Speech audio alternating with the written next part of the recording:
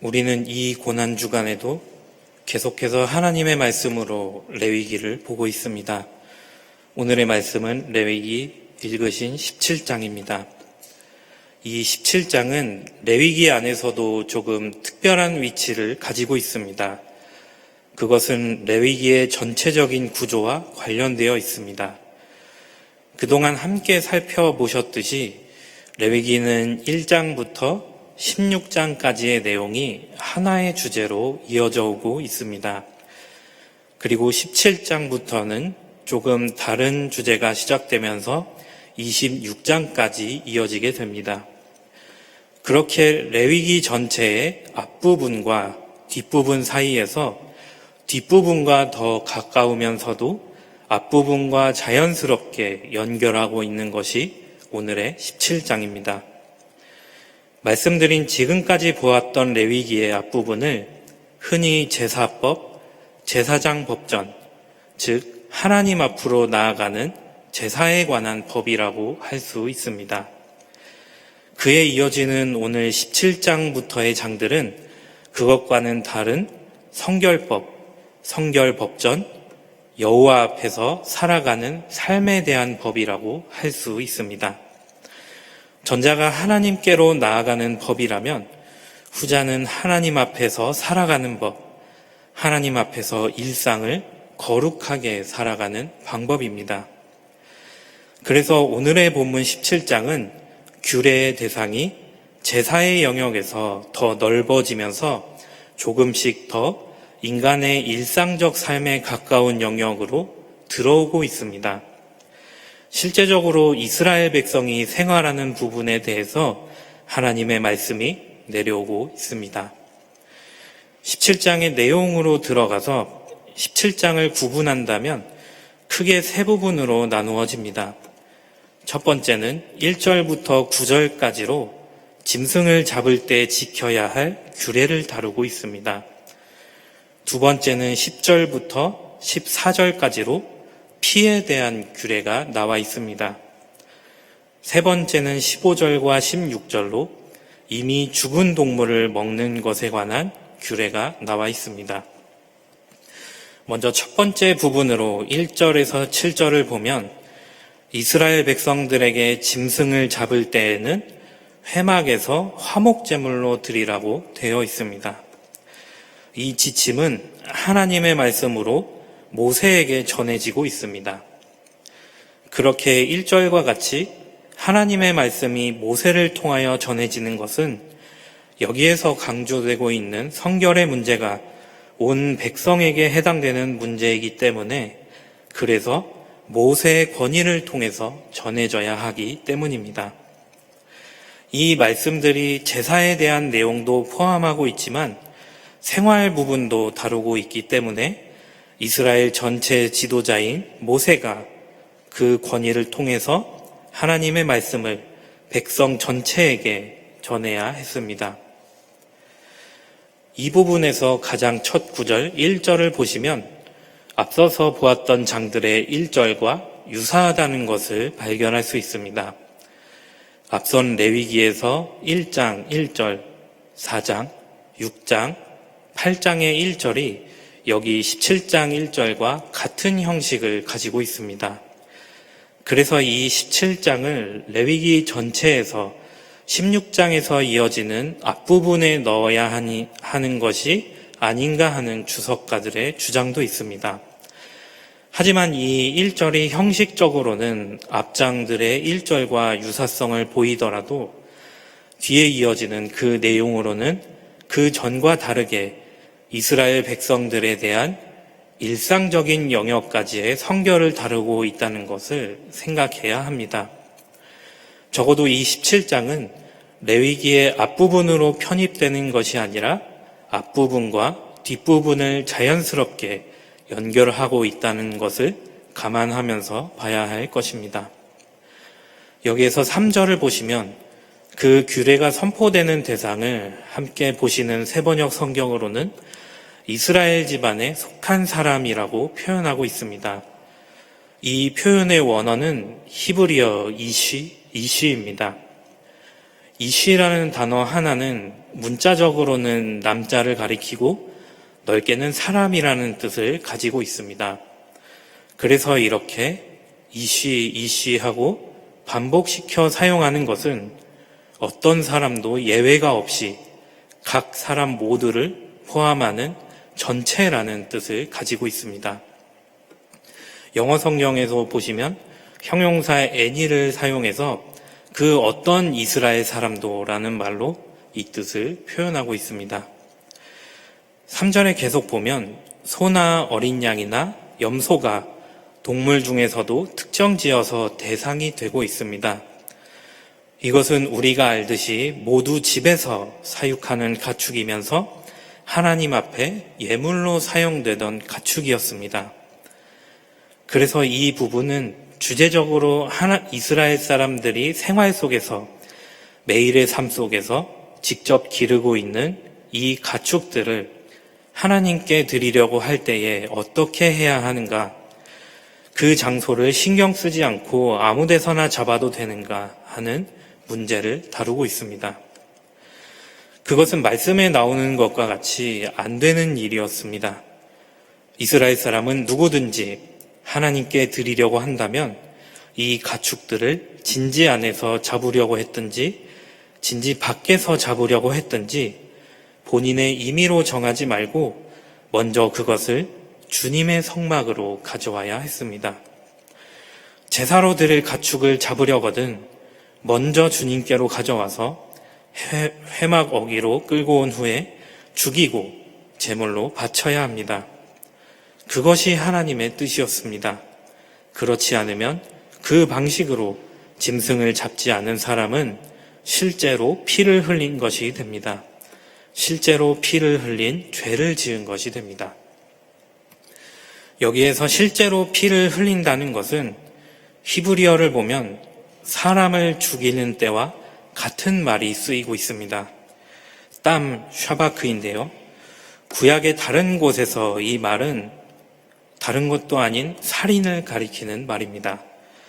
창세기 9장 6절에서 방주에서 내린 노아에게 하나님께서 사람을 죽인 자는 죽임을 당할 것이라고 말씀하셨습니다.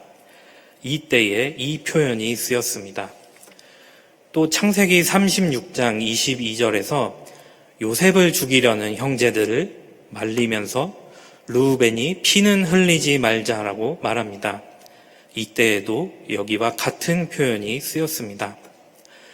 이것을 보면 누구든지 이스라엘 사람이 동물을 잡을 때에는 우선 하나님께 제사를 드려야 하고 그러기 위해서는 회막으로 데려와야 하는데 그 회막 이외의 장소에서 동물을 잡는 경우는 살인과 같은 죄를 저지른 것이 됩니다. 동물의 피를 부당하게 흘리는 것은 살인과 동일하게 여겨지는 것입니다. 여기에서 잠시 가축들을 향해 있는 사람의 말은 하지 못하여도 살아있는 생명을 가진 동물들을 향한 하나님의 뜻을 생각해 볼 수가 있습니다. 비록 이 동물들이 평소에는 사람과 하나님 사이에서 제사의 제물로 바쳐지더라도 하나님과 인간을 위한 제물로서의 역할을 하더라도 결코 그 생명이 도구적으로 가볍게 평가되어서는 안 된다는 것입니다. 집에서 길들이며 그 소유로 인정되는 동물들도 이 땅에서 우리와 함께 살아가라고 하나님께서 만드신 피조물이기 때문입니다.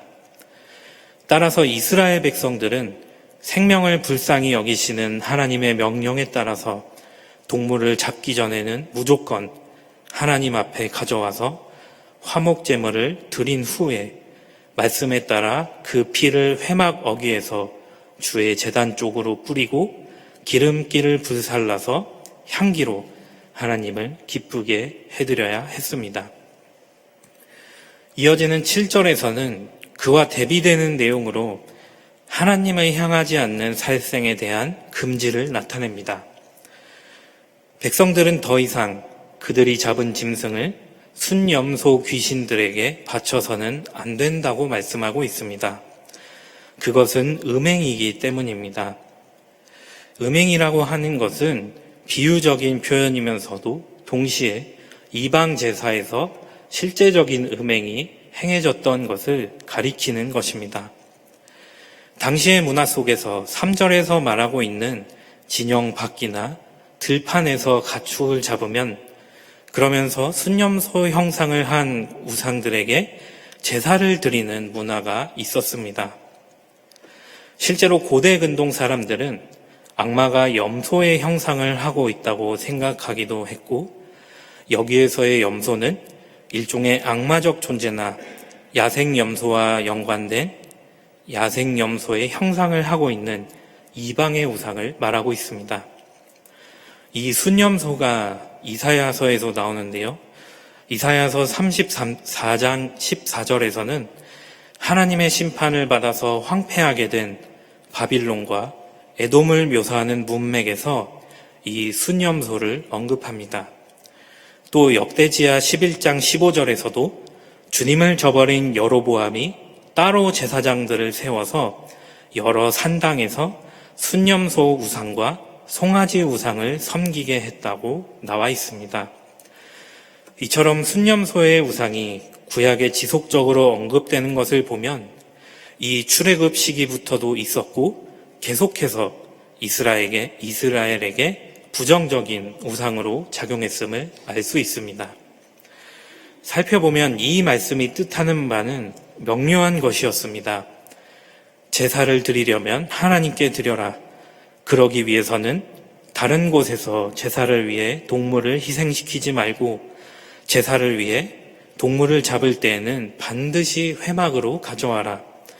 그리고 다른 이방의 우상이 아니라 하나님께 드려라.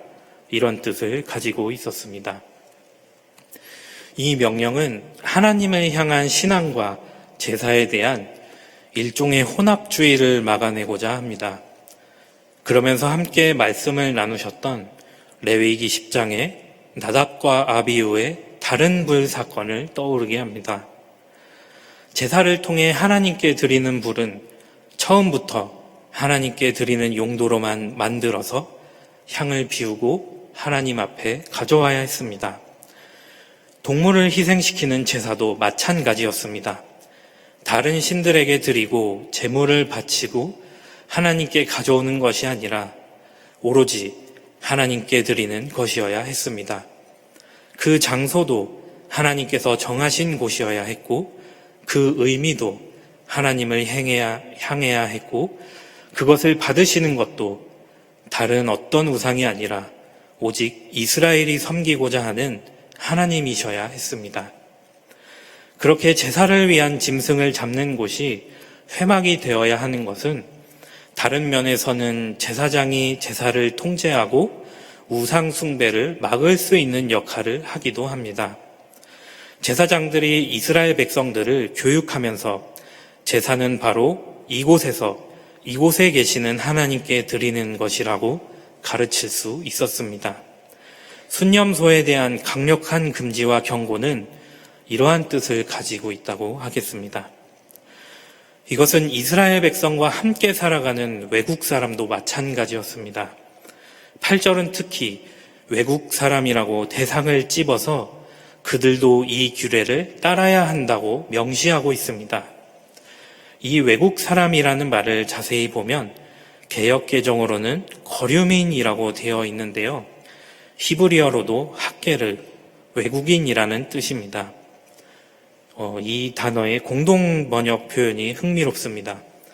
그 표현은 앞부분을 포함하면 이스라엘 가문에 속한 사람은 물론 그들 가운데 몸붙여 사는 사람들이라고 되어 있습니다. 이스라엘과 말 그대로 함께 살아가는 사람들입니다.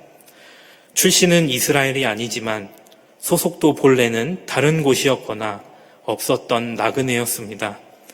하지만 이 광야에서 이스라엘 사람들과 몸을 가까이 하며 함께 살아가던 사람들, 그 사람들에게도 하나님의 말씀이 동일하게 적용되고 있습니다.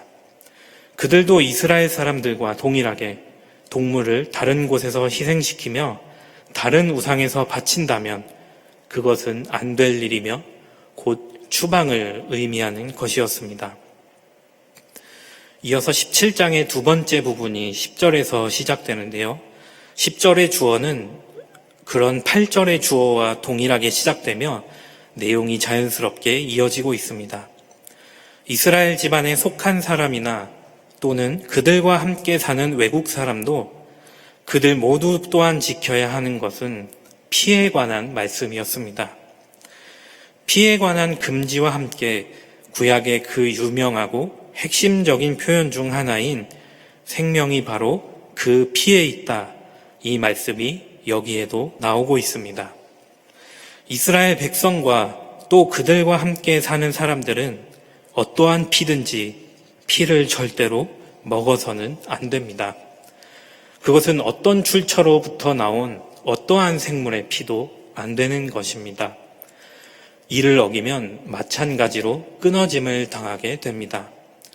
왜냐하면 사람의 생명이, 동물의 생명이, 이 땅에 살아가는 생물의 생명이 바로 그 피에 있다고 말씀하고 계시기 때문입니다. 여기에서 생명이라는 단어는 네페쉬입니다. 이 네페쉬는 사람, 영혼, 생명 등의 뜻을 가지고 있지만 본문에서는 뒤에 육신이라는 말이 연관되어 나오기 때문에 육신을 유지하는 생명이라는 뜻이 여기에 쓰였듯이 적합한 번역이라고 할 수 있겠습니다. 이 레위기 17장에서 가장 중요하다고 할 수 있는 이 상징인 피는 사람과 동물의 신체의 한 구성입니다. 하지만 의미적으로는 그 개체의 생명을 대표하고 있습니다. 사람과 동물의 전 인격 혹은 그 한 개체의 전체이자 가장 중요한 부분을 의미하는 것, 그러한 의미에서 영혼이라고 번역되기도 하는 그 생명체의 대표성을 가지며 그 자체를 의미하는 생명, 어려운 말이지만 다른 수식어가 필요할 것 없이 바로 생명 그 자체입니다. 이러한 의미에서 피를 먹으면 안 되는 것은 그 행위가 다른 생명을 함부로 취하는 뜻을 내포하고 있기 때문입니다. 사람이 동물을 먹을 때에 고기는 분명 나의 생명을 유지하는 데 도움을 줍니다. 하지만 피는 굳이 먹을 필요가 없습니다. 오히려 감염을 일으키고 매개체가 되어서 질병을 불러올 수 있습니다. 하지만 그런 피를 굳이 내가 일부러 먹는다면 그것은 다른 생명을 희롱하고 업신여기며 나아가 그 가치를 무시한다는 뜻을 가지고 있습니다. 특히 하나님의 말씀이 전해지는 이 대목에서 피를 마신다는 것은 꼭 필요한 것 외에 다른 것을 취하는 것, 그것도 하나님께서 만드신 생명을 이유 없이 취하는 것, 하나님께서 생명을 가지고 살아가라고 이 땅에 함께 내려주신 피조물들을 그 생명을 빼앗고 하나님의 뜻을 거슬러 폭력을 휘두르고 조롱하는 것입니다. 그 자체로도 하나님께서 뜻하신 의미와 규례에 반하는 것이었습니다. 어쩌면 피를 먹는 것은 행위적으로도 더 큰 의미적인 반경을 가지고 있기 때문에 그것을 하지 않게 되면 이유를 생각할 것도 없이 생명에 대한 존중이라는 하나님의 뜻이 지켜지기 때문에 하나님의 말씀으로 금지된 것인지도 모릅니다. 적어도 스스로 그릇되게 판단하지 않고 하나님의 말씀을 이스라엘 백성이 지킨다면 이 부분에 있어서도 하나님의 뜻을 지킬 수 있게 됩니다. 이어서 사냥으로 짐승을 잡았을 때에도 마찬가지였습니다. 그 피를 땅에 쏟고 흙으로 덮어야 하는데요. 이것은 피를 잘못 다루어서 생명을 잘못 다루는 것을 막기 위함입니다. 또한 생물의 생명을 하나님께 돌려드린다는 의미도 있고 피를 잘못 대할 수 있는 여지를 완전히 제거한다는 의미도 있습니다. 그래서 흙으로 덮어버림으로써 생명이 함부로 대해지거나 더러워지는 것을 당하는 것을 막을 수도 있었습니다. 이러한 피에 대한 규례들 역시도 앞에 첫 부분과 마찬가지로 이스라엘 사람이나 외국인이나 같이 몸붙여 사는 사람들까지도 어길 경우에는 백성으로부터 끊어지는 결과를 가져올 것입니다. 피를 마시고 또 함부로 대하는 것은 생명에 대한 존중을 지키지 않는 것, 하나님의 뜻을 거스르는 것, 가장 무거운 죄 중 하나입니다. 마지막 세 번째 부분의 규례는 만약 어기게 된다고 해도 앞의 부분과 같은 정도의 큰 벌은 받지 않습니다.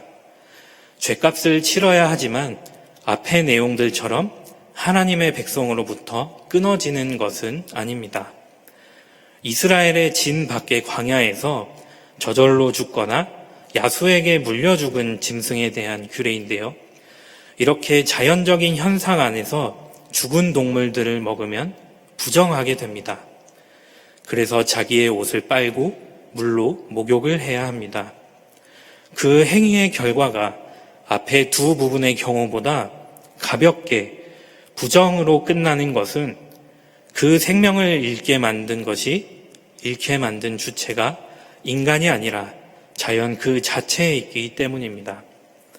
자연사한 동물이나 다른 야수에게 죽음을 당한 동물의 생명은 이때에 인간이 의도를 가지고 빼앗은 것은 아니었습니다. 그래서 그것은 금지된 것이 아니고 부정한 것이었습니다. 그렇다고 해서 우리가 생각해야 할 것은 그것이 권장되는 것도 아니라는 것입니다. 오히려 후에 레위기 22장의 말씀을 보시면 제사장들을 향하여 저절로 죽었거나 짐승에게 물려 찢겨 죽은 동물을 먹는 이 행위를 금지하고 있습니다.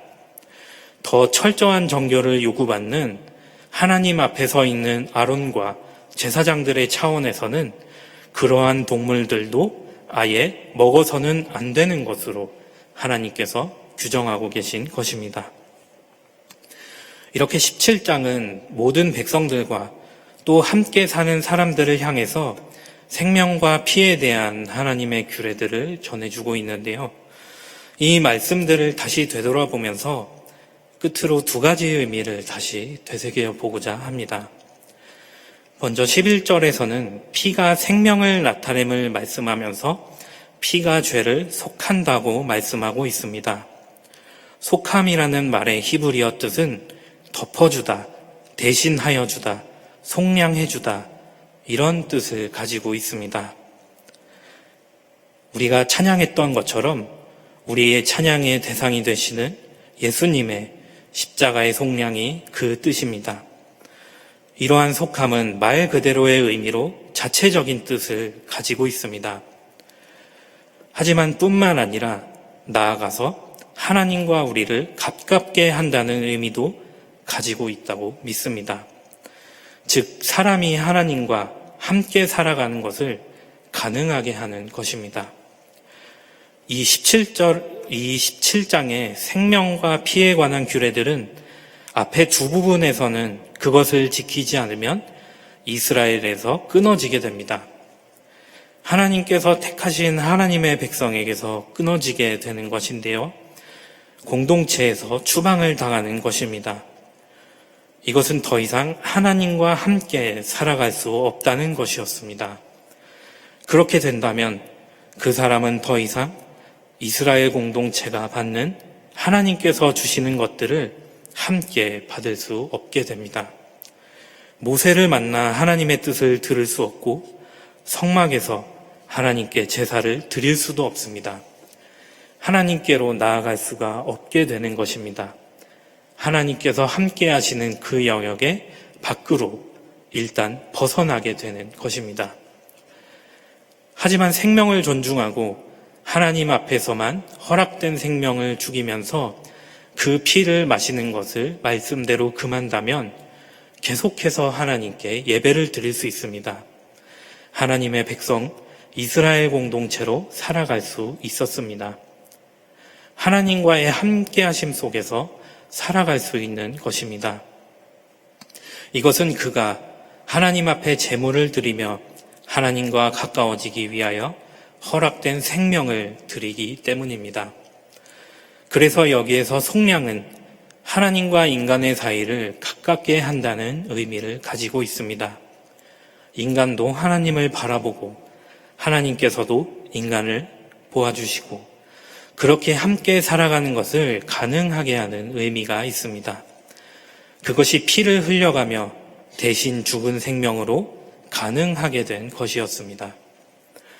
두 번째로 피의 의미에 대해서 살펴보면 구약 성경은 계속해서 인간에게 피를 금지시키고 있습니다. 말씀드린 창세기 9장에서도 하나님은 노아를 향해서 고기를 먹을 때에 피가 있는 채로 먹지는 말아라 이렇게 말씀하셨습니다. 후에 신명기 12장에서도 고기는 먹어도 되지만 피는 먹으면 안 된다고 말씀하셨습니다. 그 말씀들에서 동일하게 피는 생명이기 때문입니다. 하지만 우리가 지금 하나님께 드리는 예식을 함께 잘 생각해 보신다면 우리는 피를 기억하고 피의 상징을 마시고 있다는 것을 알 수 있습니다. 나를 기념하라고 말씀하신 예수님을 따르는 성찬 예식을 통해서입니다. 이처럼 구약 시대를 관통하면서 철저하게 금지되었던 피를 마시는 행위는 피의 상징을 마시는 행위로 예수님의 말씀과 흘리셨던 피를 기념하면서 포도주를 마시는 행위로 변하게 됩니다. 생각해보면 예수님 당시에 구약의 말씀들로 살아가고 있었던 이스라엘 사람들에게 어느 사람들이나 바리새 사람들이나 또한 제자들이나 주님께서 하셨던 말씀은 가히 충격적이었을 것입니다. 그것은 일종의 선언이었습니다. 지금까지는 피가 생명을 담고 있기 때문에 직접 마시는 것이 금지되어 있었지만 지금부터는 같은 의미로 피는 생명을 담고 있으므로 나의 말과 피를 기념하는 포도주를 마셔라. 나의 피, 나의 생명을 나눠받고 나를 기념하여라. 그리고 너희는 나의 행적을 따라야 할 것이다. 주님의 말씀은 이러한 선언이었습니다. 저는 주님의 말씀이 주님 이후의 시간을 살아가는 우리들을 향해 던지신 참여의 메시지라고 믿습니다. 이제부터 하나님을 믿으며 예수님을 기념한 사람들이 해야 할 것은 더 적극적으로, 더 자유롭게, 더 활발하게 예수님과 같이 살아가는 것입니다. 지금까지보다 더 하나님의 뜻이 세상에 펼쳐지도록 살아가는 것입니다. 예수님을 기념하면서 예수님의 모습으로 예수님을 따라 살아가는 것입니다. 그것이 우리의 시대에 하나님을 믿는 우리가 하나님과 함께 살아가는 방법이기 때문입니다. 이 고난주간에 이렇게 피에 대한 말씀을 나누는 것은 저 십자가 위에서 흘리신 주님의 피를 더욱 강력하게 생각하게 합니다. 오늘 계속 읽은 말씀대로 피는 생명입니다. 그래서 주님의 십자가의 뜻은 우리에게 내어주신 생명이 됩니다. 희생이고 주님의 사랑입니다. 생명은 누구에게나 소중한 것입니다. 나에게 가장 귀중한 것입니다. 나에게 하나뿐인 세상 무엇과도 바꿀 수 없을 것만 같은 가장 높은 가치인데 이 생명을 내어놓는 것, 스스로를 위해서가 아닌 다른 누군가를 위해서 내어놓는 것, 그것이 이 고난주간에 우리가 보고 있는 예수의 십자가와 2000년 전 그가 흘리셨던 피의 의미임을 믿습니다. 따라서 예수님을 따르고자 한다면 우리는 예수님의 모습과 같이 나를 희생해야 할 것입니다. 나의 생명을 내어놓으며 희생으로 살아가야 합니다. 우리의 몸은 직접 피를 흘릴 수는 없지만 우리의 마음으로 우리의 생명을 흘리며 살아가야 합니다. 나의 생명을 내어놓으면서 하나님께서 만드신 이 땅의 다른 생명들을 향해 희생하는 것, 그것이 예수님의 십자가를 따르는 우리의 삶임을 믿습니다. 그를 위해서 우리에게는 용기와 각오가 필요합니다. 우리가 알듯이 주님을 따르는 삶은 결코 쉽지 않습니다. 가만히 내버려 두면 나의 생명, 나의 삶, 내 생존, 내 유익을 쫓게 되는 우리 인간이 주님을 따르는 것은 악한 측면의 본성을 거스르는 일입니다. 어쩌면 스스로와의 처절한 싸움을 계속해 나가야 하는 일일지도 모릅니다. 예수님께서도 십자가를 앞두셨을 때 기도하셨습니다. 만일 아버지의 뜻이면 내게서 이 잔을 거두어 주십시오. 쉽지 않은 길입니다. 좁은 문, 좁은 길과 같이 어쩌면 예수님보다 세상에 기댈 것이 많은 부자와 같은 우리가 바늘구멍을 통과하는 것과 같이 어려운 일인지도 모릅니다. 하지만 여러분, 이 사순절에 이 고난주간에 함께 마음을 다지시기를 소망합니다. 오늘 17장의 말씀처럼 하나님께 드려야 할 것은 생명입니다.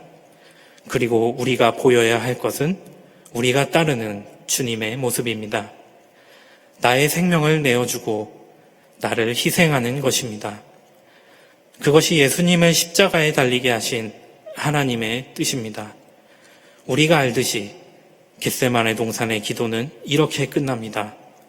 그러나 아버지의 뜻대로 되게 하여 주십시오.